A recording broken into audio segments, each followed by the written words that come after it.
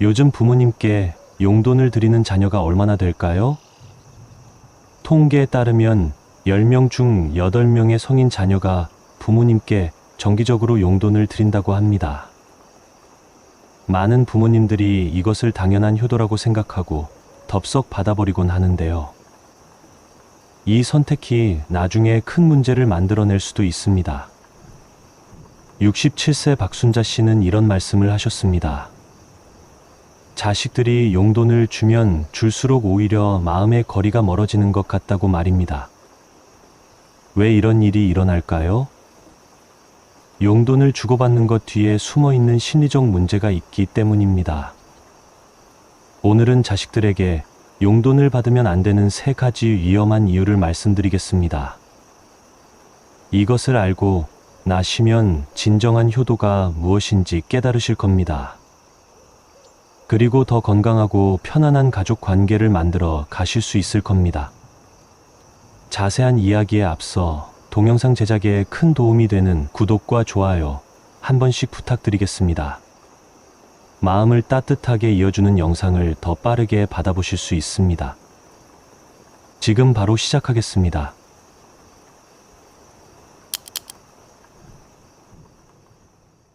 그런데 정말로 자식에게 용돈을 받는 것이 문제가 될 수 있을까요?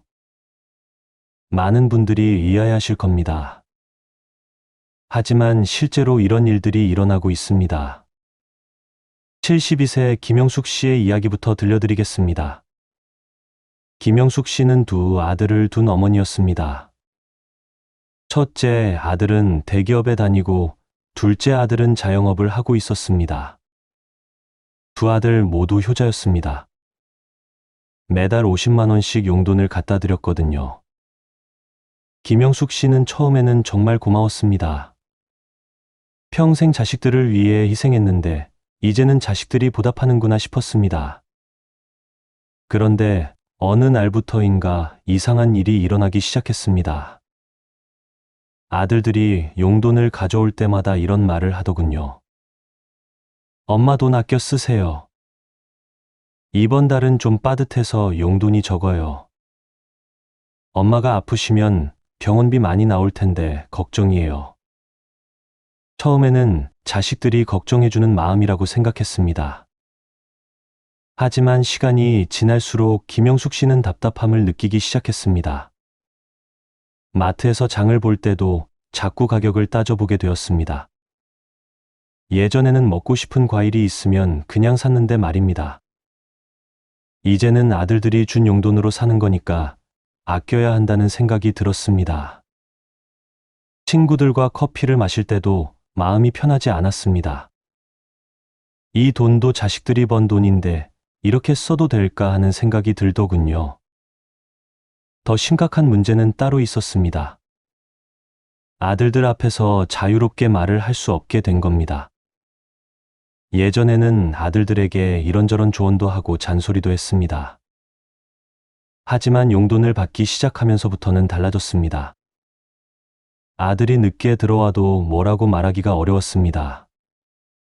용돈을 받는 입장에서 잔소리를 할 자격이 있을까 싶었거든요. 첫째, 며느리와의 관계도 미묘하게 변했습니다. 며느리가 김영숙 씨에게 이런 말을 했습니다. 어머니 저희가 드리는 용돈으로 잘 지내고 계시죠? 혹시 부족한 건 없으세요? 겉으로는 걱정하는 말이었지만 김영숙 씨는 기분이 이상했습니다. 마치 자신이 며느리에게 신세를 지고 있다는 느낌이 들었습니다. 김영숙 씨는 이런 말씀을 하셨습니다. 용돈을 받기 전에는 그냥 엄마였는데 지금은 용돈을 받는 엄마가 된 것 같다고 말입니다. 아들들도 예전처럼 편하게 대하지 않는 것 같다고 하시더군요.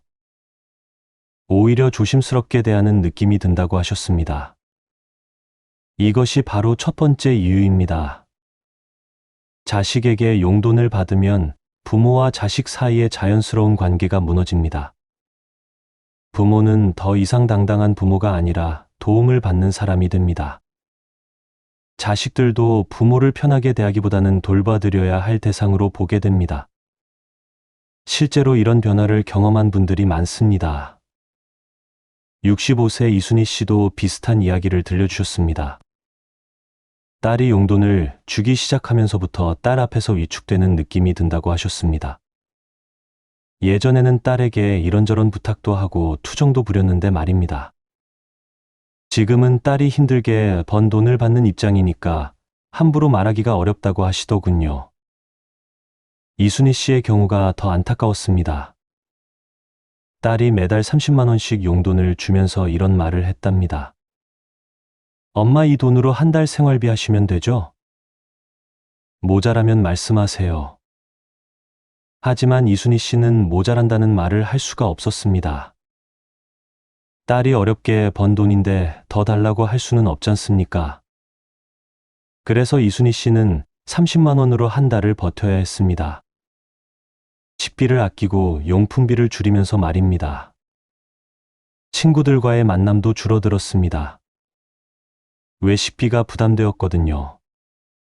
정작 딸은 이순희 씨가 절약하며 지내고 있다는 사실을 모르고 있었습니다.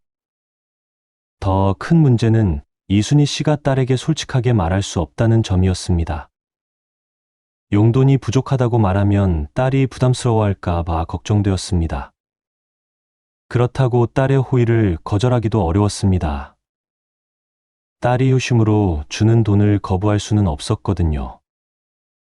결국 이순희 씨는 딸 앞에서 항상 괜찮다고 말하게 되었습니다. 실제로는 생활이 빠듯했지만 말입니다.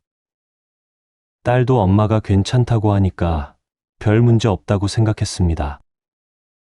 이렇게 해서 모녀 사이에 보이지 않는 벽이 생겨났습니다. 여러분, 이 부분이 정말 중요합니다. 부모와 자식의 관계는 돈으로 정의되어서는 안 됩니다. 부모는 평생 자식을 사랑하고 키워온 존재입니다. 그 관계가 용돈을 주고받는 것으로 바뀌어서는 안 되는 겁니다. 부모의 권위와 자식의 자연스러운 효심이 모두 무너질 수 있거든요. 70세 박효수 씨는 이런 말씀을 하셨습니다. 아들이 용돈을 주면서부터 자신이 아들에게 빚진 사람이 된 기분이라고 하시더군요.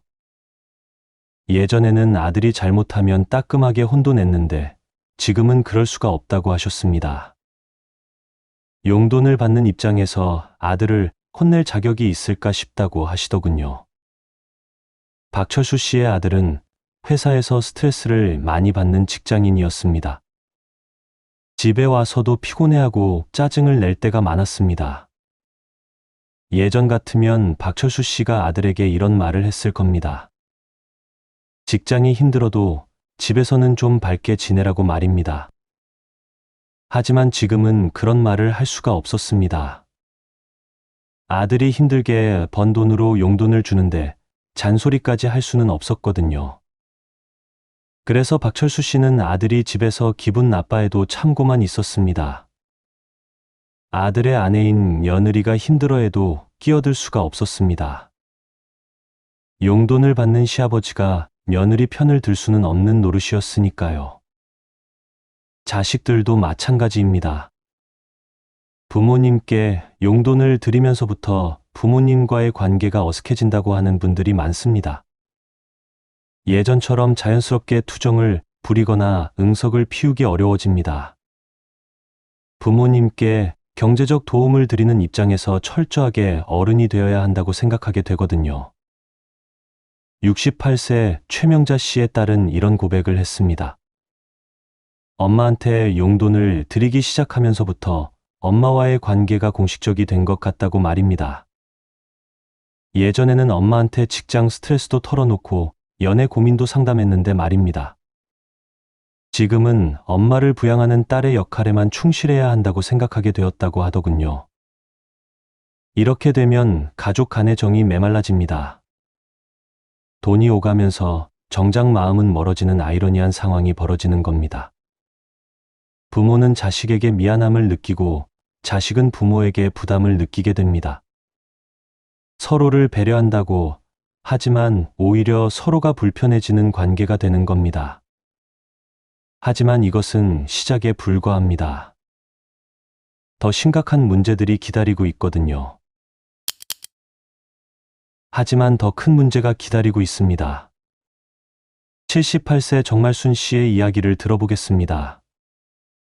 정말순 씨는 평생 강인한 여성이었습니다. 남편이 일찍 돌아가신 후 혼자서 세 자녀를 키워냈습니다. 작은 식당을 운영하면서 자식들 교육비를 댔습니다. 정말순 씨는 누구에게도 손 벌리지 않고 살아온 분이었습니다. 그런데 70세가 되면서 몸이 많이 안 좋아졌습니다. 식당 일이 힘들어져서 문을 닫게 되었습니다. 그때부터 자녀들이 용돈을 주기 시작했습니다. 첫째 아들이 매달 40만 원, 둘째 딸이 30만 원, 셋째 아들이 20만 원씩 주었습니다. 총 90만 원이었으니 생활하기에는 충분한 금액이었습니다. 처음에는 정말순 씨도 고마워했습니다. 평생 고생했으니 이제는 자식들 도움을 받아도 될 것 같았거든요. 하지만 시간이 지나면서 이상한 변화가 일어났습니다. 정말순 씨가 점점 의존적으로 변하기 시작한 겁니다. 예전에는 무엇이든 스스로 해결하려고 했습니다. 집안의 전구가 나가면 직접 갈아 끼웠습니다. 변기가 막히면 뚫어뻥으로 직접 해결했습니다. 몸이 아파도 병원에 혼자 가서 진료를 받았습니다. 하지만 용돈을 받기 시작하면서부터는 달라졌습니다. 전구가 나가면 아들에게 전화를 했습니다. 변기가 막히면 딸을 불렀습니다. 병원에 갈 때도 자녀들에게 함께 가달라고 했습니다. 자녀들이 용돈을 주니까 이런 것들도 당연히 해줘야 한다고 생각하게 된 겁니다. 더 큰 문제는 정말순 씨의 자신감이 사라진 것이었습니다. 예전에는 동네에서 인정받는 분이었습니다. 식당을 운영하면서 많은 사람들과 어울렸습니다. 부녀회 활동도 하고 경로당에서도 목소리가 컸습니다. 하지만 용돈을 받기 시작하면서부터는 모든 것이 달라졌습니다. 경로당에서도 위축되기 시작했습니다. 다른 분들은 연금이나 임대 수입이 있는데 자신은 자식 용돈으로 사는 것 같아서 부끄러웠다고 하시더군요. 예전에는 동네 일에도 적극적으로 나섰는데 지금은 소극적이 되었습니다. 자식들한테 얹혀 사는 신세라고 생각하니까 당당하지 못했던 겁니다. 정말순 씨는 이런 말씀을 하셨습니다. 예전에는 내가 누군가를 도와주는 사람이었는데 지금은 도움받는 사람이 되었다고 하시더군요. 그 차이가 생각보다 크다고 말씀하셨습니다.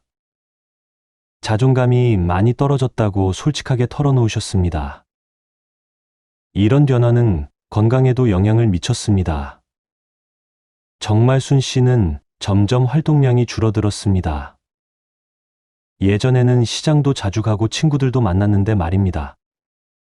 지금은 집에만 있는 시간이 늘어났습니다. 할 일이 없어지니까 자연스럽게 몸도 마음도 약해졌습니다. 69세 한복남 씨의 경우는 더욱 안타까웠습니다. 한복남 씨는 퇴직 후에도 아르바이트를 하면서 스스로 생활비를 벌어왔습니다. 경비 일을 하면서 한 달에 80만 원 정도 벌었습니다. 비록 많은 돈은 아니었지만 자립할 수 있는 금액이었습니다. 그런데 아들이 한복남 씨에게 이런 말을 했습니다. 아버지 이제 그만 일하시고 제가 용돈 드릴게요. 아버지 나이에 경비 일하시는 게 보기 안 좋아요. 아들은 효심에서 하는 말이었습니다. 하지만 한복남 씨에게는 큰 시련이 되었습니다. 아들이 매달 100만 원씩 용돈을 주었습니다. 경비 일을 할 때보다 더 많은 돈이었습니다. 하지만 한복남 씨는 행복하지 않았습니다. 일을 그만두면서 생활의 리듬이 완전히 무너졌거든요. 예전에는 새벽 6시에 일어나서 저녁 6시까지 일했습니다. 규칙적인 생활을 했고 동료들과 어울리기도 했습니다. 비록 힘든 일이었지만 사회의 일원이라는 느낌이 들었습니다. 하지만 일을 그만두고 나니까 하루 종일 할 일이 없었습니다. 한복남 씨는 점점 무기력해졌습니다. 아침에 일어날 이유가 없어졌습니다. 사람들과 만날 일도 줄어들었습니다. TV만 보면서 하루를 보내는 날이 많아졌습니다. 건강도 나빠지기 시작했습니다. 더 심각한 것은 한복남 씨의 정체성이 흔들린 것이었습니다. 예전에는 일하는 사람이었습니다. 비록 나이가 많아도 사회에 기여하는 사람이었습니다. 하지만 지금은 그냥 용돈 받는 아버지가 되어버렸습니다. 자신이 쓸모없는 사람이 된 것 같다고 하시더군요. 한복남 씨는 결국 아들에게 이런 말을 했습니다. 다시 일을 하고 싶다고 말입니다. 하지만 아들은 반대했습니다. 아버지가 일하시면 주변에서 뭐라고 할까봐 걱정된다고 했습니다. 아들이 불효자로 보일까봐 걱정했던 겁니다. 결국 한복남 씨는 아들 몰래 다른 일자리를 찾기 시작했습니다. 하지만 나이 때문에 쉽게 구해지지 않았습니다. 그렇다고 아들에게 솔직하게 말하기도 어려웠습니다. 아들의 효심을 거절하는 것 같아서 미안했거든요. 66세 송미경 씨의 이야기도 비슷합니다. 송미경 씨는 퇴직 후 작은 카페를 운영했습니다. 수익은 많지 않았지만 손님들과 이야기하는 것이 즐거웠습니다. 젊은 사람들이 와서 커피를 마시며 고민을 털어놓으면 조언도 해주었습니다. 송미경 씨에게는 소중한 일터였습니다. 그런데 딸이 카페를 그만두라고 했습니다. 나이가 많은데 장사하는 것이 힘들어 보인다고 했습니다. 대신 용돈을 주겠다고 약속했습니다. 딸의 마음을 알기에 송미경 씨는 카페를 정리했습니다. 하지만 카페를 그만둔 후 송미경 씨는 심각한 우울감에 빠졌습니다. 매일 갈 곳이 없어졌습니다. 만날 사람도 없어졌습니다. 예전에는 카페에서 젊은 손님들과 이야기하며 활력을 얻었는데 말입니다. 지금은 집에서 혼자 TV만 보는 날이 많아졌습니다. 송미경 씨는 이런 말씀을 하셨습니다. 돈보다 중요한 것이 있다는 걸 이제야 깨달았다고 하시더군요. 자신만의 일이 있고 만날 사람들이 있다는 것이 얼마나 소중한지 알게 되었다고 하셨습니다. 하지만 이미 카페를 정리한 후라 다시 시작하기 어려운 상황이었습니다. 71세 김태호 씨의 사례는 더욱 충격적이었습니다. 김태호 씨는 퇴직 후 동네에서 자전거 수리점을 운영했습니다. 하루벌이는 많지 않았지만 동네 사람들과 어울리는 재미가 있었습니다. 특히 아이들이 자전거를 가져오면 무료로 고쳐주기도 했습니다.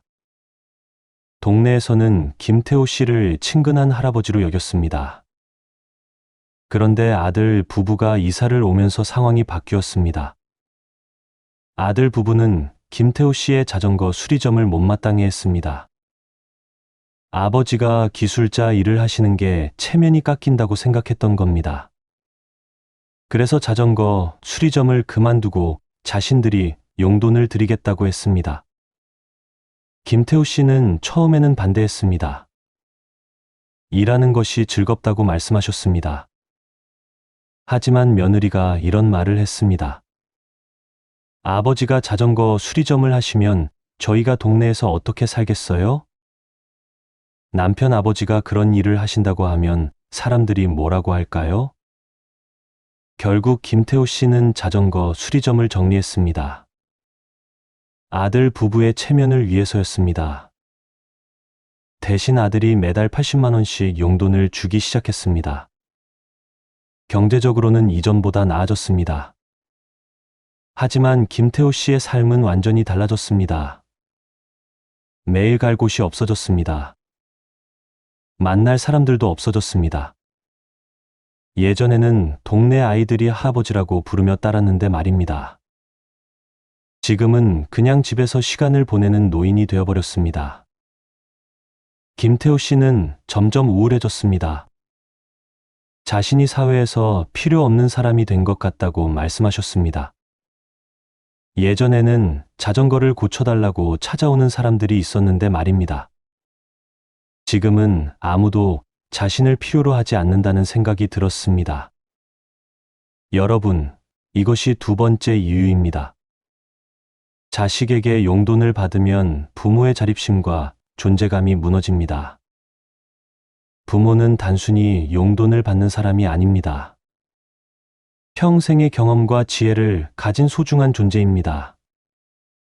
그런 부모가 단순히 경제적 지원을 받는 대상으로 전락해서는 안 되는 겁니다. 부모에게는 자신만의 역할과 정체성이 필요합니다. 일을 하든 봉사를 하든 취미를 즐기든 자신만의 영역이 있어야 합니다. 그래야 건강하고 당당한 노년을 보낼 수 있습니다.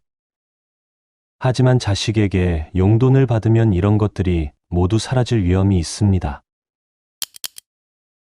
가장 심각한 세 번째 문제를 말씀드리기 전에 75세 조순덕 씨의 충격적인 이야기를 들려드리겠습니다. 조순덕 씨는 세 자녀를 둔 어머니였습니다. 첫째와 둘째는 성공한 사업가였고 셋째는 공무원이었습니다. 세 자녀 모두 경제적으로 여유가 있었습니다. 조순덕 씨가 70세가 되었을 때 자녀들이 상의해서 용돈을 주기로 했습니다. 첫째가 매달 60만 원, 둘째가 50만 원, 셋째가 40만 원씩 주었습니다. 총 150만 원이었으니 넉넉한 금액이었습니다. 조순덕 씨는 자녀들의 효심에 감동했습니다. 처음 2년 동안은 아무 문제가 없었습니다. 자녀들도 성실하게 용돈을 갖다 드렸습니다. 조순덕 씨도 고마운 마음으로 받았습니다. 하지만 3년째부터 이상한 일들이 벌어지기 시작했습니다. 첫째, 아들의 사업이 어려워졌습니다. 코로나 때문에 매출이 급감했던 겁니다. 하지만 첫째 아들은 어머니께 그런 사실을 말씀드리지 않았습니다. 대신 어떻게든 용돈은 계속 갖다 드렸습니다. 어머니가 걱정하실까 봐 숨겼던 겁니다. 그런데 첫째 아들의 사정이 점점 나빠졌습니다. 직원들 월급도 밀리고 대출 이자도 감당하기 어려워졌습니다. 그럼에도 불구하고 어머니 용돈만큼은 끊을 수가 없었습니다. 형제들과 약속한 일이고 어머니가 그 돈으로 생활하고 계셨거든요. 결국 첫째 아들은 사채를 쓰기 시작했습니다. 어머니 용돈을 위해서였습니다. 이자가 높다는 걸 알면서도 다른 방법이 없었습니다. 어머니께 사정을 말씀드릴 수도 없었고 다른 형제들에게 도움을 청하기도 어려웠습니다. 둘째 아들도 사정이 비슷했습니다. 사업 확장을 위해 큰 투자를 했는데 실패했습니다. 손실이 커서 가정 경제가 어려워졌습니다. 부인도 파트타임 일을 시작해야 할 정도였습니다. 하지만 둘째 아들도 어머니께는 말씀드리지 못했습니다. 형과 약속한 용돈을 끊을 수는 없었거든요. 그래서 아내 몰래 적금을 해지했습니다. 아이들 교육비로 모아둔 돈까지 어머니 용돈으로 쓰기 시작했습니다. 셋째 아들은 공무원이라 그나마 안정적이었습니다. 하지만 40만 원이라는 금액이 부담스러웠습니다. 공무원 월급으로는 자녀 교육비와 주택 대출금을 감당하기도 빠듯했거든요. 그래서 셋째 아들의 부인이 불만을 표하기 시작했습니다. 셋째 며느리는 이런 말을 했습니다. 시어머니가 굳이 그렇게 많은 용돈이 필요할까요? 형님들은 사업하니까 여유가 있겠지만 저희는 월급쟁이라 힘들어요. 셋째 아들은 부인과 어머니 사이에서 고민이 깊어졌습니다. 이런 상황이 2년 동안 계속되었습니다. 세 아들 모두 어머니께는 아무런 말씀을 드리지 않았습니다. 조순덕 씨는 자녀들이 모두 잘 살고 있다고 생각했습니다. 매달 성실하게 용돈을 갖다 주니까 사업도 잘 되고 생활도 여유로운 줄 알았습니다. 하지만 진실은 달랐습니다. 첫째 아들은 사채 이자 때문에 더욱 어려워졌습니다.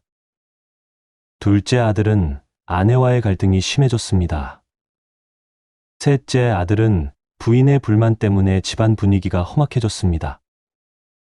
결국 폭발하는 날이 왔습니다. 셋째 며느리가 조순덕 씨에게 직접 말을 한 겁니다. 어머니, 저희가 드리는 용돈이 부담됩니다. 형님들은 여유가 있으시겠지만 저희는 정말 힘들어요. 좀 줄여주시면 안 될까요? 조순덕 씨는 깜짝 놀랐습니다. 자녀들이 어려운 상황인 줄 전혀 몰랐거든요. 그래서 급하게 새 아들을 불러서 이야기를 들어봤습니다. 그제서야 자녀들의 진짜 상황을 알게 되었습니다. 첫째 아들은 사채까지 써가며 용돈을 마련했다고 고백했습니다. 둘째 아들은 아이들 교육비까지 써가며 용돈을 줬다고 털어놓았습니다. 셋째 아들은 부인과의 갈등 때문에 집안이 불화라고 말했습니다. 조순덕 씨는 충격을 받았습니다. 자신을 위한 용돈 때문에 자녀들이 그렇게 고생하고 있었다니 말입니다.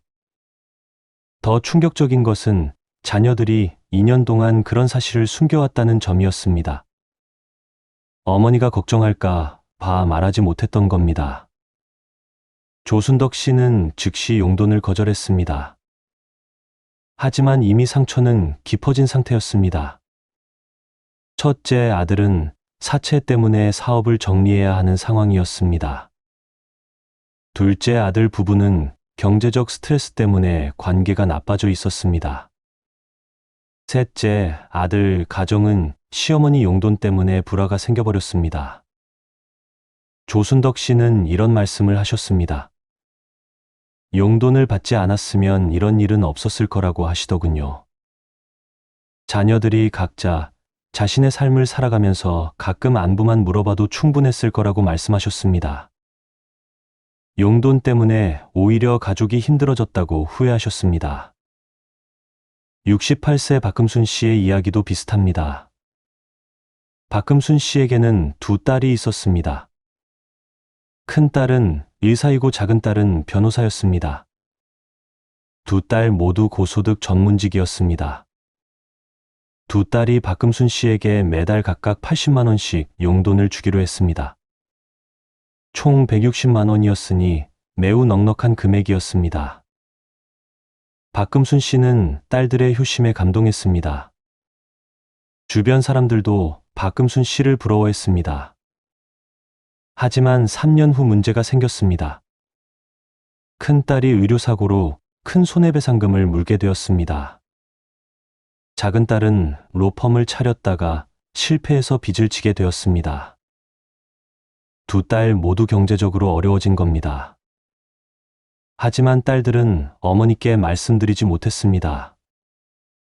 어머니가 그 돈으로 생활하고 계시는데 갑자기 끊을 수는 없었거든요. 그래서 두 딸 모두 어떻게든 용돈은 계속 마련했습니다. 큰 딸은 집을 담보로 대출을 받았고 작은 딸은 친구들에게 돈을 빌렸습니다. 박금순 씨는 딸들의 사정을 전혀 모르고 있었습니다.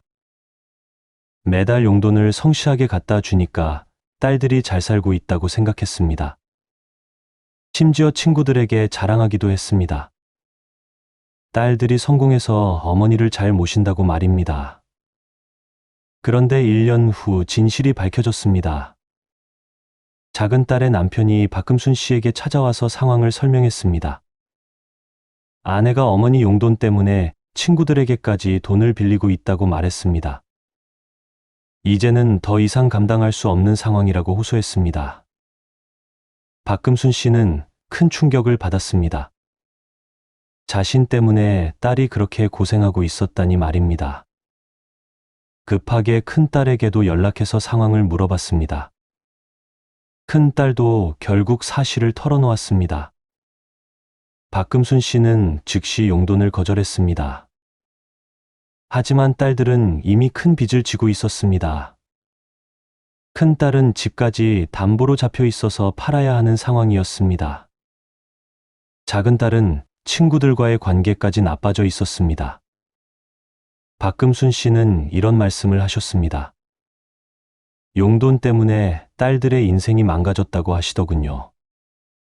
차라리 용돈을 받지 않고 딸들이 각자 자립해서 살아가는 게 나았을 거라고 후회하셨습니다. 어머니를 위한다고 하면서 정작 가족들이 모두 힘들어졌다고 말씀하셨습니다. 72세 김동철 씨의 경우는 더욱 심각했습니다. 김동철 씨에게는 아들 하나와 딸 둘이 있었습니다. 아들은 중소기업 사장이고 딸들은 각각 교사와 간호사였습니다.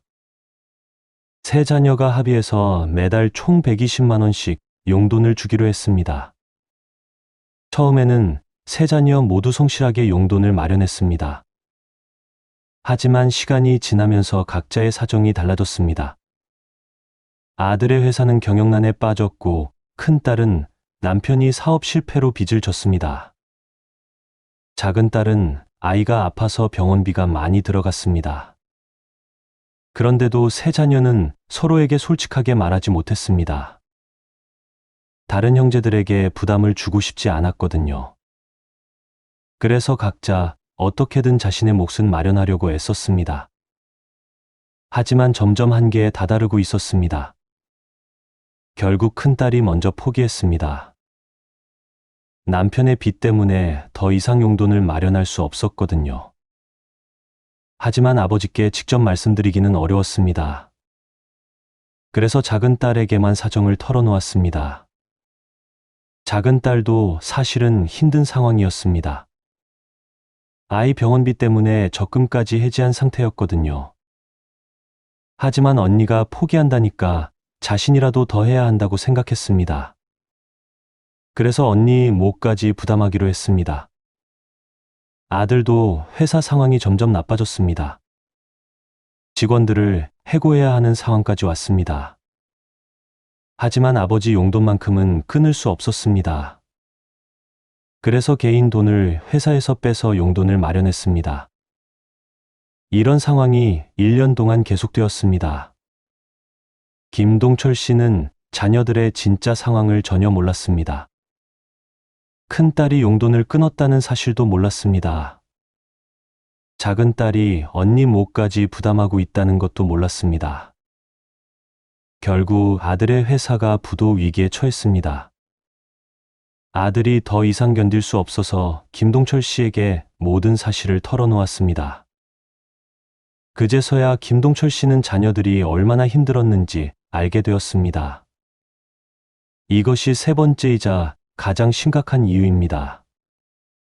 자식에게 용돈을 받으면 자녀들에게 과도한 경제적 부담을 지우게 됩니다.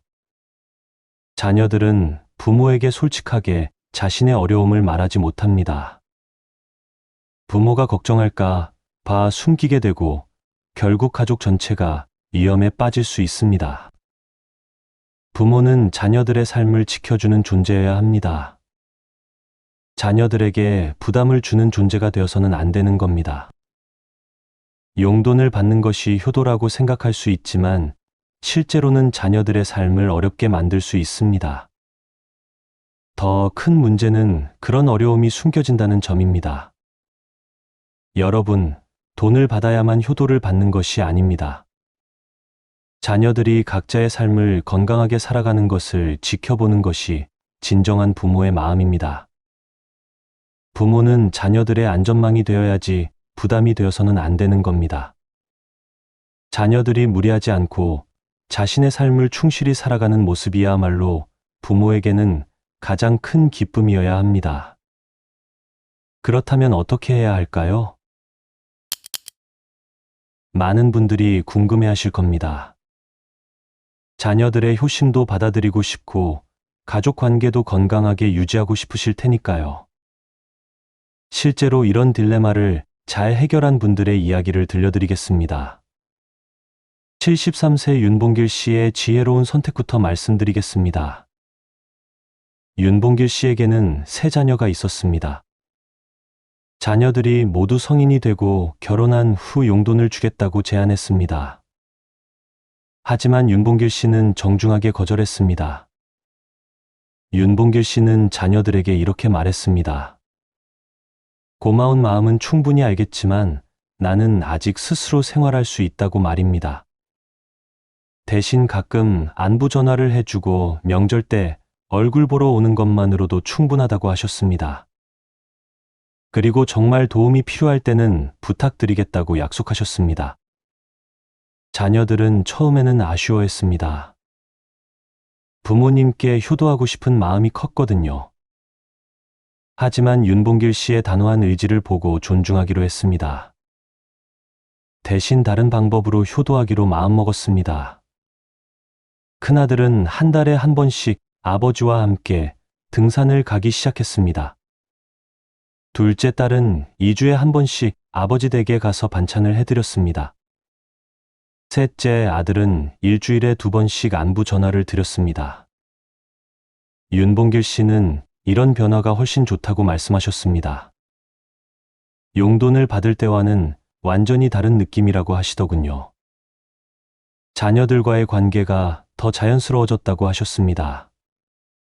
부담 없이 편하게 만날 수 있게 되었다는 겁니다.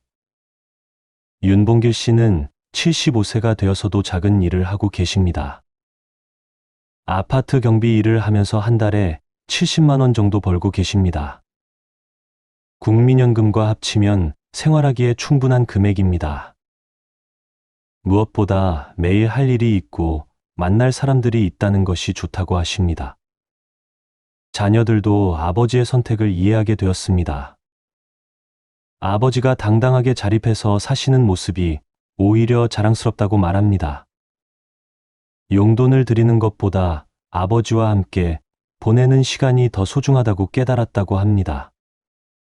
70세 이영희 씨의 경우도 비슷합니다. 이영희 씨는 2딸을 둔 어머니였습니다.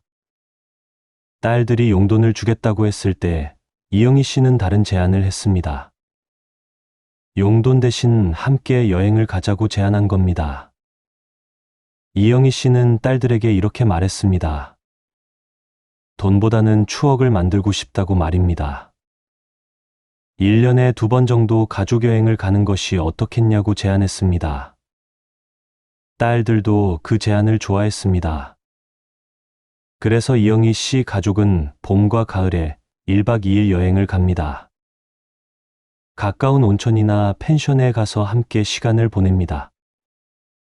여행비는 딸들이 부담하지만 이영희 씨도 일부는 보탭니다. 그래야 부담 없이 함께 즐길 수 있다고 생각하시거든요. 이영희 씨는 이런 방식이 훨씬 만족스럽다고 말씀하십니다. 용돈을 받을 때는 미안한 마음이 컸는데 지금은 그런 부담이 없다고 하십니다.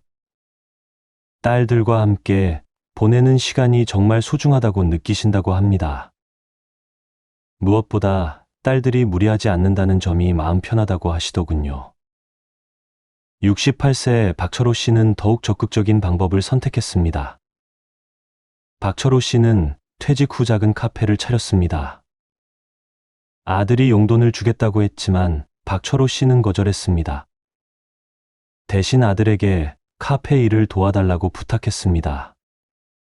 아들은 주말마다 아버지 카페에 와서 일손을 도와줍니다. 커피 머신을 닦거나 테이블을 정리하는 간단한 일들입니다. 박철호 씨는 아들에게 일당을 주려고 하지만 아들은 받지 않습니다. 대신 함께 일하면서 많은 이야기를 나눕니다. 박철호 씨는 이런 방식이 정말 좋다고 말씀하십니다. 아들과 함께 일하면서 서로를 더 잘 알게 되었다고 하십니다. 용돈을 받을 때와는 완전히 다른 관계가 되었다고 말씀하시더군요. 아버지와 아들이 동반자가 된 느낌이라고 하십니다. 74세 최순자 씨의 선택도 인상적이었습니다. 최순자 씨는 자녀들의 용돈 제안을 거절하고 대신 다른 제안을 했습니다. 손주들 교육비를 지원하겠다고 말씀하신 겁니다. 물론 무리하지 않는 선에서 말입니다. 최순자 씨는 평생 모아둔 적금이 좀 있었습니다. 그 돈으로 손주들 학원비를 일부 지원하기로 했습니다. 자녀들에게는 경제적 도움이 되고 최순자 씨에게는 보람이 되는 일이었습니다. 자녀들은 처음에는 어머니가 손주들까지 챙겨주신다며 감동했습니다. 하지만 최순자 씨는 무리하지 않는 선에서만 도움을 주었습니다. 본인 생활에 지장이 없는 범위에서만 지원했습니다. 그래서 누구에게도 부담이 되지 않았습니다. 최순자 씨는 이런 방식이 훨씬 의미 있다고 말씀하십니다. 용돈을 받는 것보다 손주들에게 도움을 주는 것이 더 보람차다고 하십니다. 자신이 누군가에게 도움이 되고 있다는 느낌이 좋다고 하시더군요. 65세 김명숙 씨는 아예 다른 접근을 했습니다. 김명숙 씨는 자녀들에게 용돈 대신 함께 봉사활동을 하자고 제안했습니다. 한 달에 한 번씩 가족이 함께 복지관에 가서 봉사하는 겁니다. 처음에는 자녀들이 어색해했습니다. 하지만 함께 봉사하면서 가족의 의미를 새롭게 깨달았다고 합니다. 어려운 이웃들을 도우면서 보람도 느끼고 가족에도 더 깊어졌습니다. 김명숙 씨는 이런 말씀을 하셨습니다. 용돈을 받는 것보다 함께 의미 있는 일을 하는 것이 훨씬 값지다고 하시더군요. 자녀들도 어머니와 함께 봉사하면서 더 많은 것을 배우게 되었다고 말합니다. 돈보다 소중한 가치를 함께 나누게 되었다는 겁니다. 69세 한국선 씨의 방법도 특별했습니다. 한국선 씨는 자녀들에게 용돈 대신 기술을 가르쳐 달라고 부탁했습니다. 스마트폰 사용법이나 컴퓨터 활용법 같은 것들 말입니다. 한국선 씨는 이런 말씀을 하셨습니다. 돈을 받는 것보다 새로운 것을 배우는 것이 더 즐겁다고 하시더군요. 자녀들도 어머니에게 뭔가를 가르쳐 드릴 수 있어서 뿌듯하다고 말합니다. 서로에게 도움이 되는 관계가 되었다는 겁니다. 한국선 씨는 이제 스마트폰으로 사진도 찍고 카카오톡도 합니다. 유튜브도 보고 온라인 쇼핑도 배웠습니다. 자녀들이 가르쳐준 덕분에 디지털 세상을 즐기게 되었다고 하십니다. 이런 것들이 용돈보다 훨씬 값진 선물이라고 말씀하시더군요. 71세 정미경 씨는 정기 모임을 제안했습니다. 용돈 대신 한 달에 한 번씩 가족 모임을 갖자고 한 겁니다. 자녀들이 돌아가면서 집에서 모임을 주최하는 방식입니다. 정미경 씨 가족은 매월 셋째 주 일요일에 모입니다. 간단한 식사를 함께하고 근황을 나누고 게임도 합니다. 때로는 함께 영화를 보기도 하고 산책을 하기도 합니다. 정미경 씨는 이런 모임이 정말 소중하다고 말씀하십니다. 온 가족이 모여서 함께 시간을 보내는 것이 돈보다 훨씬 값지다고 하십니다. 자녀들도 어머니와 정기적으로 만날 수 있어서 좋다고 말합니다. 바쁜 일상 속에서도 가족과의 시간을 꼭 만들게 되었다는 겁니다. 여러분, 이것이 진정한 해결 방법입니다. 용돈을 주고받는 관계가 아니라 서로를 배려하고 함께하는 관계로 발전시키는 겁니다. 돈보다 시간을, 물질보다 마음을 나누는 것이 진정한 가족의 모습입니다. 부모는 자녀에게 부담을 주지 않으면서도 사랑을 느낄 수 있어야 합니다. 자녀는 부모에게 무리하지 않으면서도 효도할 수 있어야 합니다. 그런 균형을 찾는 것이 건강한 가족 관계의 핵심입니다. 용돈 대신 관심을, 돈 대신 시간을 나누어 보세요. 그것이 모두에게 더 의미 있고 소중한 선물이 될 겁니다. 지금까지 자식에게 용돈을 받으면 안 되는 3가지 이유를 말씀드렸습니다. 첫째, 부모와 자식 사이의 자연스러운 관계가 무너집니다. 둘째, 부모의 자립심과 존재감이 사라집니다. 셋째, 자녀들에게 과도한 경제적 부담을 지우게 됩니다. 이 모든 것들이 결국 가족을 힘들게 만드는 결과를 가져옵니다. 선한 의도에서 시작된 일이지만 오히려 독이 될 수 있는 겁니다. 하지만 절망하지 마세요. 더 좋은 방법들이 있습니다. 용돈 대신 시간을 나누고 돈 대신 마음을 전하는 방법들 말입니다. 함께 여행을 가거나 정기적으로 만나는 것도 좋습니다. 봉사활동을 함께 하거나 새로운 것을 배우는 것도 의미가 있습니다.